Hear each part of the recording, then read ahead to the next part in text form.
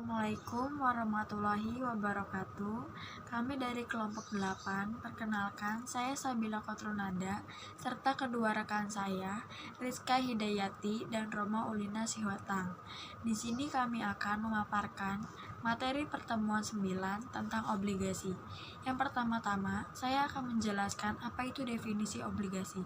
Definisi obligasi adalah surat berharga yang dijual kepada publik yang dicantumkan berbagai ketentuan. Yang kedua, sukuk dan konsep obligasi syariah. Sukuk berasal dari bahasa Arab yaitu syak, sertifikat atau hak. Konsep dasar sukuk adalah bersifat bagi hasil dan terhindar dari sistem bunga.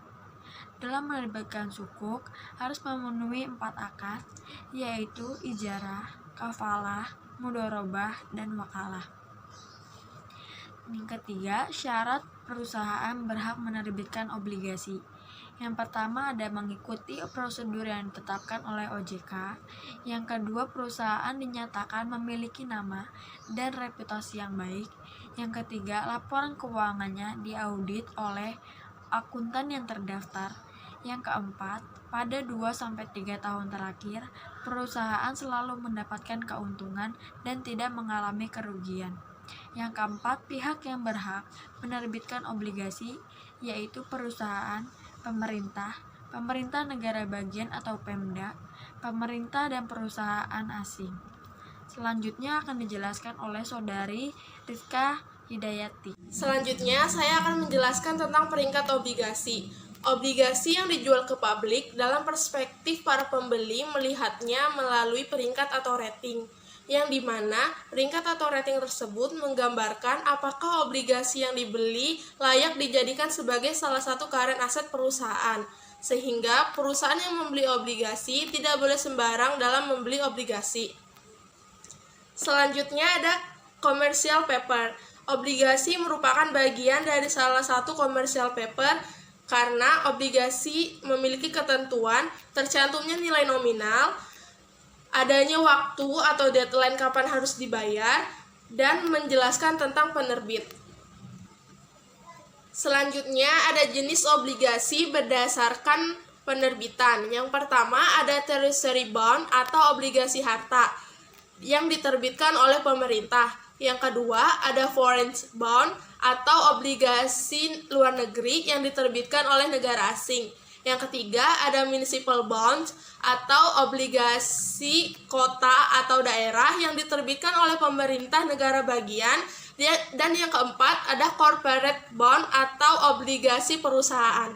Selanjutnya ada jenis dan karakteristik obligasi. Yang pertama ada obligasi dengan jaminan, obligasi tanpa jaminan, obligasi konversi, obligasi disertai warrant, obligasi tanpa kupon, obligasi dengan tingkat bunga mengembang, portable bond, dan junk bond.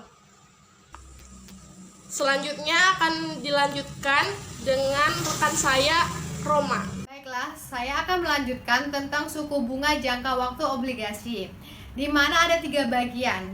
Yang pertama, obligasi surat utang, yaitu semakin lama jangka waktunya semakin tinggi suku bunganya.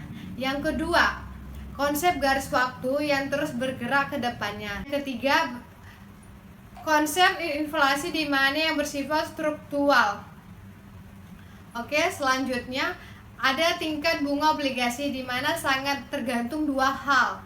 Yang sangat penting yaitu jatuh tempo yang mempunyai waktu yang berbeda. Yang kedua, peminjam sebagai kompensasi ada atas risiko obligasi yang ditanggung jawabnya. Yang terakhir, ada keuntungan dan kerugian membeli obligasi dalam mata uang asing. Keuntungannya adalah akan memperoleh kestabilan nilai mata uang walau terjadi fluktuasi. Kalau kerugiannya itu harus mengikuti aturan dan ketentuan RES yang berlaku dan ditetapkan oleh pemerintah negara yang bersangkutan. Sekian dari kelompok 8, saya ucapkan terima kasih.